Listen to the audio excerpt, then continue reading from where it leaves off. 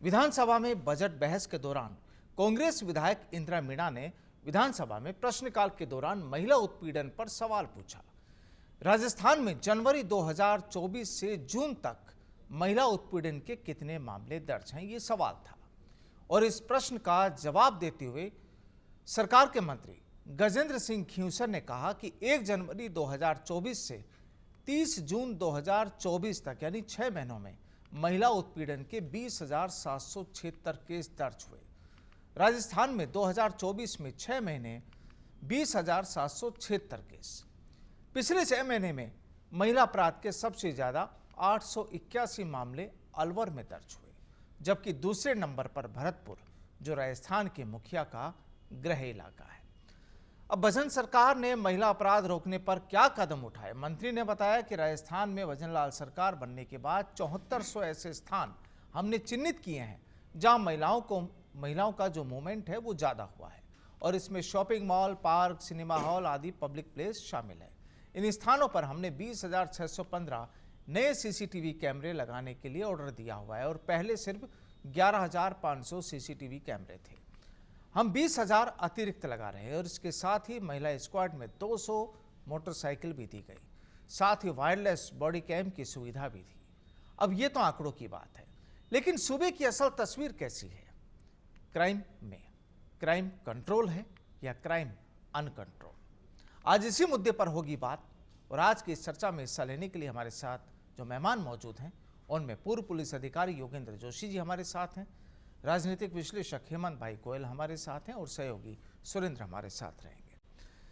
सबसे पहले जोशी जी आपके पास कि देखिए, आंकड़ों का खेल तो खैर चलता रहता है, सरकारें बदलती रहती हैं, अधिकारी नेता तमाम बदलाव होते हैं, लेकिन असल अगर जमीनी हकीकत की बात की जाए तो आपको क्या लगता है पहले में और अब में?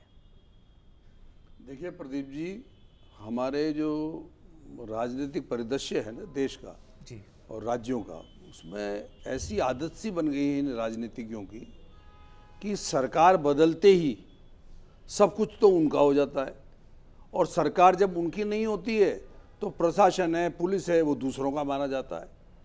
अब जब आज से 8 महीने पहले जब सरकार कांग्रेस की थी तो ये पुलिस और प्रशासन भारतीय जनता पार्टी को अखरता था कि साहब ये काम नहीं कर रहे हैं। अब यही प्रशासन और पुलिस अब ये इनका है तो अब ये इनका समर्थन कर रहे हैं।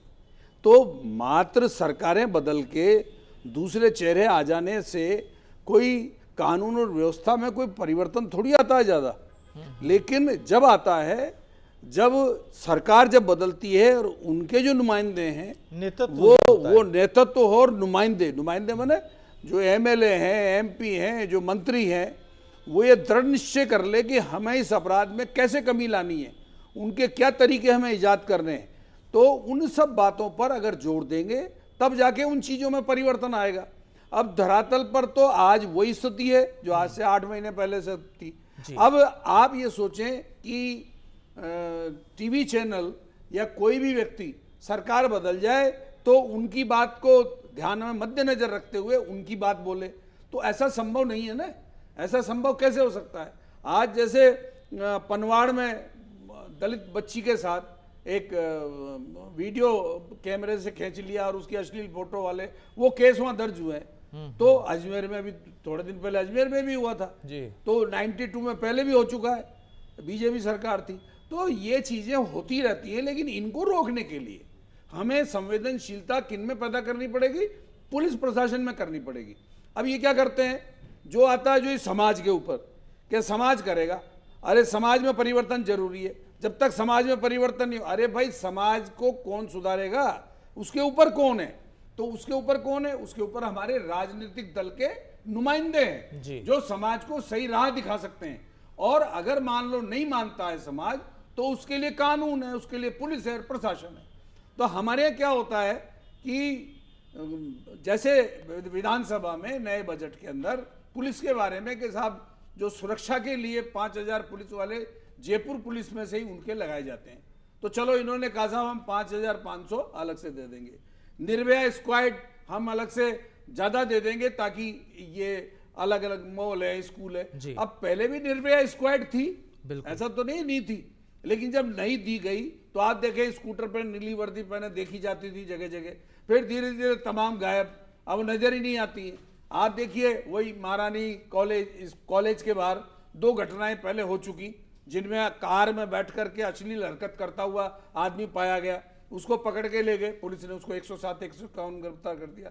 अरे भाई, जब आईपीसी कानून में उस चीज का प्रावधान है तो आपने मुकदमा दर्ज क्यों नहीं किया? तो क्या होता है कि हम कानून को काम में लेते नहीं है, ये डरते हैं कि हमारे यहाँ जो एफआईआर दर्ज हो रही हैं उनकी संख्या बढ़ जाएगी, संख्या बढ़ने से हमें, अब ये फ्री एफआईआर का मसला पिछली सरकारों में चलता आया, लेकिन फ्री एफआईआर मेरे को तो कहीं ऐसी नजर नहीं आई कि साहब फ्री एफआईआर देखी हो कि साहब वही चीजें आज हैं, बिना अप्रोच के आप मुकदमा दर्ज नहीं करा सकते, वही चीज पहले थी, आज भी आप टेलीफोन करेंगे। अब जैसे मान लीजिए एक झालावाड़ वाले ने कहा साहब मैंने रात को एसपी को टेलीफोन किया तो एसपी ने टेलीफोन काटती रहे, बार बार जवाब ही नहीं दिया।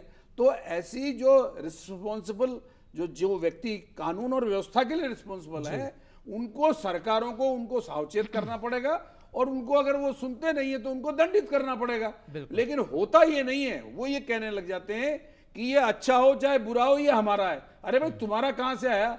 8 महीने पहले ये उनकी सरकार में था, अब वो तुम्हारी सरकार में आ गया। तो स्थितियां परिवर्तन करने के लिए आज देखिए चेन स्नैचिंग की कितनी घटनाएं हो रही है, रोज समझ में आ रही, रोज दिखने में आ रही है, अखबार में पढ़ने को आ रही है। अपहरण हुआ है, सवाई ये सदर थाने में अपहरण हुआ। अब आप देखिए सदर थाने के अंदर अभी थोड़े दिन पहले कोई सचिवालय, कोई जमीन थी सरकार की, उसको लठेत आए थे, उन्होंने वहां लठ बजाए जोरदार, वो सदर थाने से मुकदमा दर्ज करे, उधर वहां दूसरे थाने में भेज दिया ट्रांसफर करके। तो ये जो गदर फंड मच रहा है ना, आप इस गदर फंड को जब तक नहीं रोकेंगे, जब तक धरातल पर आम आदमी को कानून और व्यवस्था के बारे में जानकारी नहीं मिलेगी कि सरकार बदली है, कानून बदला है। ठीक।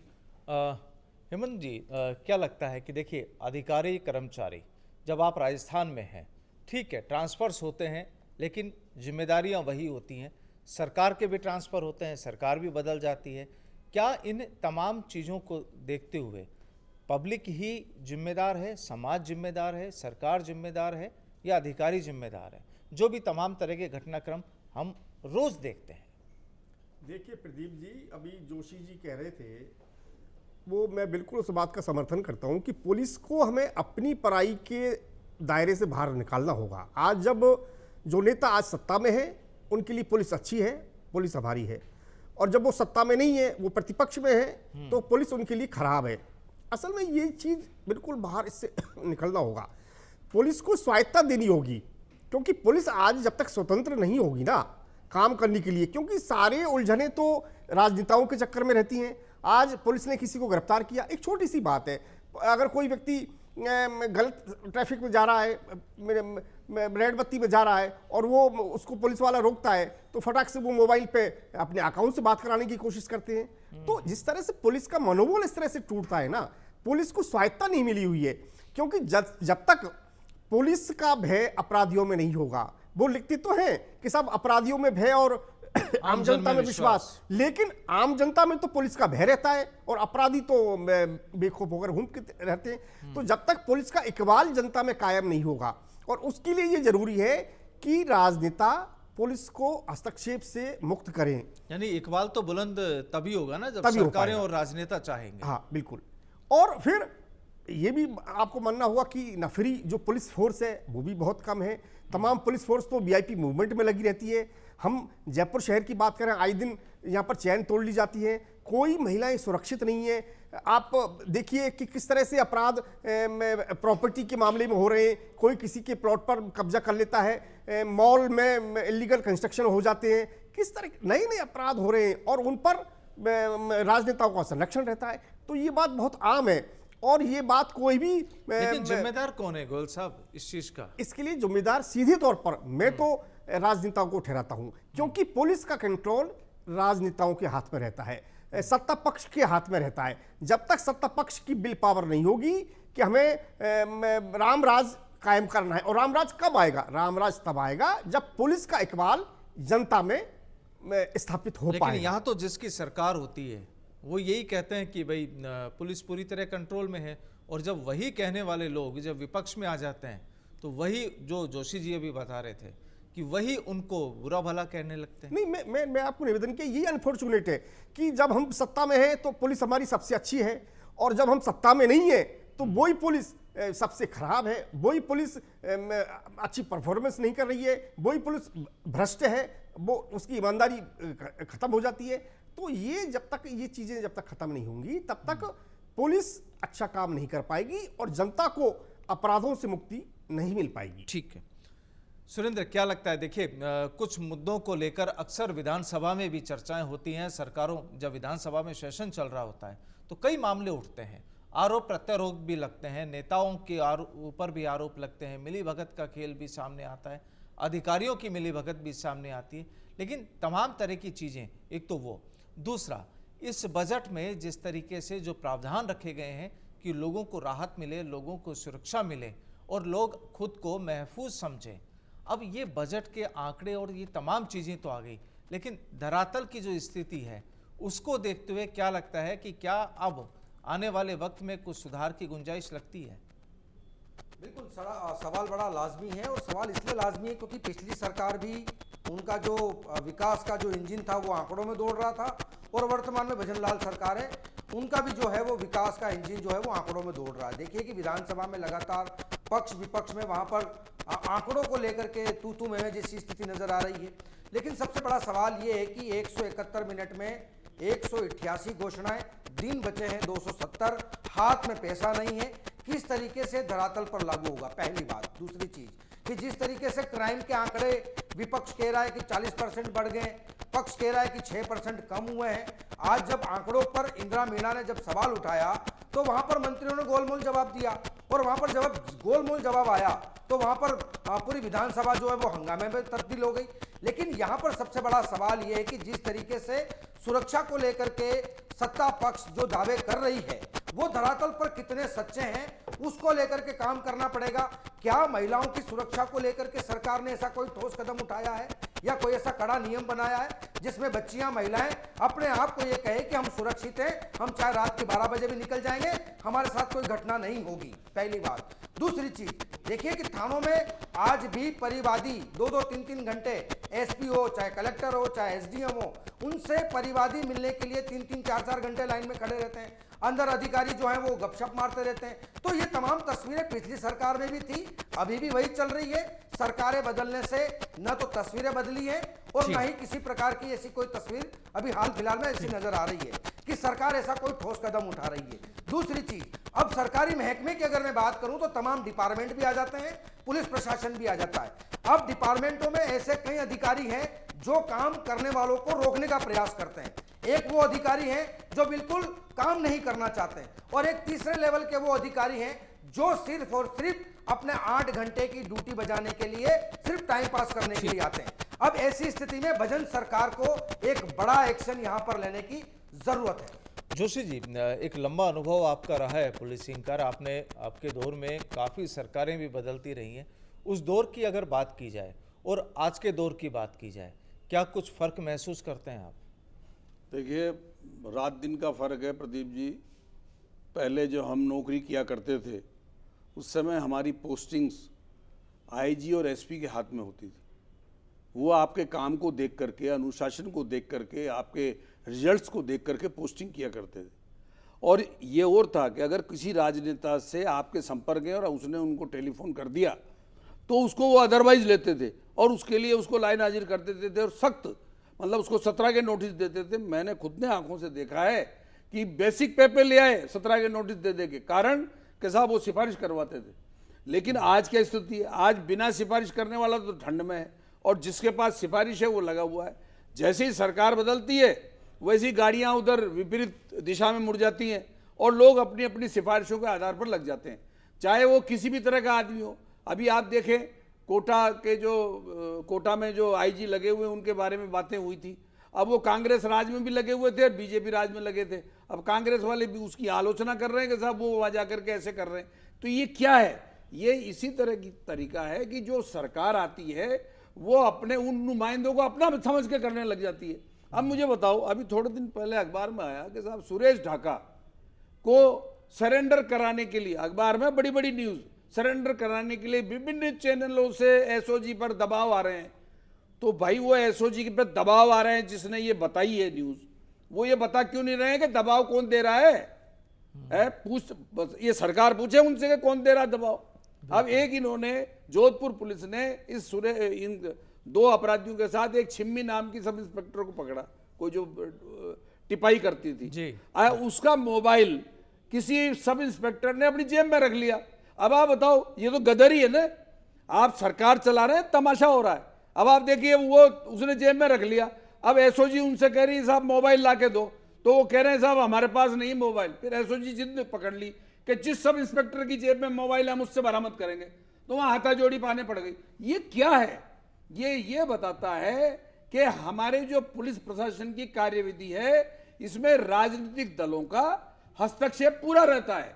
अब आप बताइए, अभी थोड़े दिन पहले एक दल है उसका एक एमएलए वहां बाड़ी बसेड़ी में, वो थानेदार से कह रहा है जो आप शराब की पकड़ के लाए बोतलें कौन कौन सी लाए, कितनी पकड़ के लाए, इस आदमी को आपने गलत क्यों पकड़ रखा है, मेरे को बताओ।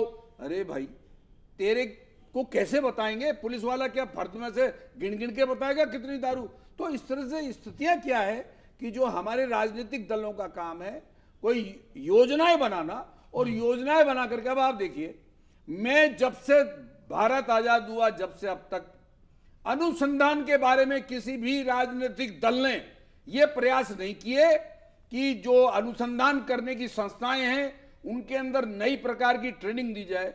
अनुसंधान में सब इंस्पेक्टर को, एएसआई को, हेड कांस्टेबल को, इंस्पेक्टर को, डीवाईएसपी को उसको बिल्कुल निपुण किया जाए ताकि उन अपराध नहीं छूटे। आप देखिए, अब ईडी पकड़ के ले जा रही है, हाई कोर्ट कर रहा है, उन्होंने कहा सामान नहीं है इसके अंदर तुम्हारे पास कुछ भी। अरे तो वो अनुसंधान करने में कहां कमी रह गई भाई?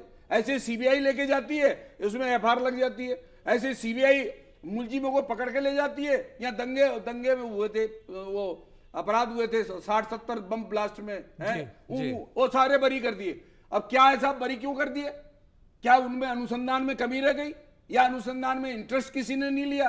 तो मेरे कहने का तात्पर्य, अब आपको एक बात बताऊं, साइबर क्राइम इस जो इसमें विधानसभा में साइबर क्राइम के संबंध में कि साइबर एक्सपर्ट नियुक्त किए जाएं, इसके संबंध में एक शब्द नहीं है। आप बताइए, इंस्पेक्टर से नीचे का अनुसंधान नहीं कर सकता और एक्सपर्ट चाहिए, एक्सपर्ट्स कहां से लाओगे? इनके पास जो है साइबर के टूल्स नहीं है। तो जब तक हम इस प्रकार की चीजें नहीं मौजूदा कराएंगे बिल्कुल, तब तक उनमें सुधार कैसे आएगा? तो बिल्कुल गोयल साहब, कैसे चलेगी फिर इस तरह का माहौल? चाहे सरकारें किसी की भी हो, उससे कोई फर्क नहीं पड़ता। नहीं, देखिए प्रदीप जी, हम पुलिस की कार्यप्रणाली पर तो हर कोई प्रश्न चिन्ह लगा देता है। आम आदमी भी यही कहता है साहब पुलिस खराब है, लेकिन आप बताइए, एसीबी किसी वरिष्ठ आईएएस पर हाथ डालती है, रेड करती है, और आगे सीएम के यहाँ से अभियोजन की स्वीकृति नहीं मिलती, वो साहब बरी हो जाते हैं या वो पेंडिंग पड़ी रहती है। कांग्रेस शासन में खुद अशोक गहलोत गृह मंत्री थे, तमाम तरह की घटनाएं हुई, पेपर लीक की घटनाएं हुई, नकल माफिया सक्रिय था, तमाम तरह के काम हुए, वो पकड़ में नहीं आए। आज वो पकड़ में कैसे आ रहे हैं? तो अगर राजनेता चाहे, अगर सरकार चाहे कि पुलिस हमारा अच्छा काम करे, पुलिस निपुण होकर काम करे, पुलिस स्वतंत्र होकर काम करे, तो निश्चित रूप से जनता को राहत मिल सकती है। लेकिन बार बार एक ही बात सामने आती है, जैसा जोशी साहब का बहुत पुराना लंबा तजुर्बा है इस फील्ड का, उन्हें पता है कि पहले कितना निष्पक्ष होकर पुलिस काम कर सकती थी और आज कितना हस्तक्षेप सीधे सीएम का और गृह मंत्री का सीधा एक थानेदार के तबादले में होता है। तो वो तमाम बातें जब अगर होंगी तो पुलिस ना तो किसी को राहत प्रदान कर सकती है और ना ही इकबाल जनता में कायम हो सकता है और ना ही अपराध रुक सकते हैं, क्योंकि तमाम पुलिस वीआईपी मूवमेंट में रहती है। तो और अच्छा, फिर अपराधी तो भयमुक्त होकर घूम रहे हैं। अपराधी तो कहते हैं मेरा तो सीधा मंत्री जी से ताल्लुकात है, पुलिस मेरा क्या कर लेगी, आईजी मेरा क्या कर लेंगे, डीआईजी मेरा क्या कर लेंगे। अब जिस तरह कोटा में सरेआम गोविंद सिंह डोटासरा, ठीक है कांग्रेस के वो प्रदेश अध्यक्ष हैं, लेकिन सरेआम अगर वो रेंज आईजी को धमकाते हैं तो उसका क्या मैसेज जनता में जाएगा? क्या आईजी से बड़े हो गए गोविंद सिंह डोटासरा? मैं कहता हूं आईजी से बड़े तो सीएम भी नहीं है। पुलिस प्रशासन अपनी जगह है, राजनेता अपनी जगह है। तो ये इस तरह की हरकतें, इस तरह का बर्ताव अगर पुलिस के साथ होगा तो कभी भी पुलिस का इकबाल जनता में कायम हो ही नहीं सकता। और जो बार बार बातें उठती हैं कि इकबाल को बुलंद किया जाना चाहिए पुलिस का, वो भी संभव नहीं है। बिल्कुल संभव नहीं है। बिल्कुल। सोनी जी, क्या लगता है कि राजस्थान के जो कई इलाकों में जो घटनाएं होती है, टोडा भीम का मामला भी इस समय विधानसभा में काफ़ी बड़े पैमाने पर छाया हुआ है और सीबीआई जांच की मांग भी हो रही है उस मामले में। सवाल सीधा सा ये कि अगर पहले ही अधिकारी प्रॉपर तरीके से किसी भी मामले की इन्वेस्टिगेशन कर ले तो फिर दूसरी एजेंसियों की जांच की बात ही ना हो, क्योंकि सीबीआई वगैरह की जांच की बात भी तब उठती है जब लोकल इन्वेस्टिगेशन पर सवाल उठते हैं। अब क्या लगता है कि क्या आने वाले टाइम में विधानसभा में और भी मामले सामने आ सकते हैं? बिल्कुल निश्चित तौर पर ये तो आने ही हैं और आएंगे इसलिए क्योंकि अब तक जो ठोस निर्णय लेना चाहिए, ठोस कदम उठाने चाहिए, वो नहीं उठ पा रहे। दूसरी चीज कि लगातार चाहे क्राइम छोटा हो चाहे बड़ा हो, हर व्यक्ति ये कहता है सीबीआई जांच। तो कहीं ना कहीं अब लोगों का जो है वो इन्वेस्टिगेशन यानी कि राजस्थान पुलिस के इन्वेस्टिगेशन पर अब जो है वो भरोसा उठ गया है। लोग ये चाहते हैं कि पुलिस थाने हटा करके सीबीआई थानों को यहाँ पर लगाया जाए, क्योंकि सीबीआई का अपना एक अलग छवि बनी हुई है कि वो अगर कोई जांच करती है तो वो खाल की बाल निकाल लेती है, पहली बात। दूसरी चीज कि उनके पास वो तमाम संसाधन होते हैं। अब यहाँ पर हमारी पुलिस के पास संसाधन नहीं है, उसकी वजह से कहीं ना कहीं अनुसंधान जो है वो प्रभावित होता है। अगर अनुसंधान होगा तो प्रभावित कौन करते हैं? या तो वो राजनेता करेंगे, पॉलिटिशियन करेंगे, सरकारें करेंगी। दूसरी चीज, अब लगातार लोगों की यही मांग है कि थानों को हटा करके सीबीआई थाने लगाए जाएं ताकि लोगों का भरोसा जो बना हुआ है वो बना रहे। लेकिन यहां पर सबसे बड़ा सवाल यह है कि आज भी महिलाएं, बच्चियां शाम को 7 बजे के बाद सड़क पर निकलने के लिए अंदर ही अंदर अपने आप को कोसती है कि मैं लड़की क्यों हूं, क्योंकि उनको पता है कि अगर मैं बाहर निकलूंगी चैन स्नैचिंग हो जाएगी। अब आप देखिए कि नशे की लत को प्रभावित करने के लिए चैन स्नैचिंग हो रही है, चोरियां हो रही है, लगातार मुकदमे दर्ज हो रहे हैं, तमाम खबरें हमारे सामने आ रही हैं। अब जब तक नशे पर अंकुश नहीं लगेगा तब तक लगातार ये वारदात होती रहेगी। अब आप देखिए कि किसी भी चौराहे पर जो है वो बड़े बड़े साउंड के साथ जो है वो बड़ी बड़ी गाड़ियां निकल रही हैं, पुलिस का कोई रोक टोक नहीं है। चाहे वो कांच पर फ्रेमिंग की बात हो, ब्लैक फ्रेमिंग को लेकर के भी सरकार ने कहीं अभियान चलाए। सरकारें कोई भी रही हो, अभियान चलते हैं, लेकिन सिर्फ और सिर्फ वो कागजी आंकड़ों में ही वो तमाम आंकड़े दौड़ते रहते हैं। बिल्कुल, सवाल यही है कि कागजी आंकड़ों में तो घोड़े खूब दौड़ते हैं, लेकिन हकीकत में या जमीनी धरातल पर उनका असर कितना होता है, ये बड़ा महत्वपूर्ण होता है। बहरहाल जोशी जी और गोयल साहब, बहुत बहुत शुक्रिया आज की इस चर्चा में हिस्सा लेने के लिए। तो कहानी सीधी सी ये कि सरकार कोई भी हो, नेता कोई भी हो, मंत्री कोई भी हो और मुख्यमंत्री कोई भी हो, आम जनता की सोच और जो उसकी इच्छा यही होती है कि उन्हें बिल्कुल सुरक्षा मिले, वो महफूज रहे, और जो अपराध होते हैं या अपराधियों पर जो लगाम कसी जानी चाहिए वो अगर वक्त रहते लगे तो शायद उनके लिए भी बेहतर होगा। और सबसे बड़ी चीज़ कि पुलिसिंग में जो राजनीतिक हस्तक्षेप है और उसकी वजह से जो तमाम तस्वीरें, आरोप प्रत्यारोप और बड़े मामले सामने आते हैं, अगर उन पर भी लगाम नहीं कसी जाती है तो सरकारें हर 5 साल में चेंज होगी, हर साल बजट भी आएंगे और आंकड़े भी होंगे, लेकिन हालात लगता है फिर ज्यों के त्यों रहेंगे। बहरहाल आज के लिए फ़िलहाल इतना ही। नमस्कार।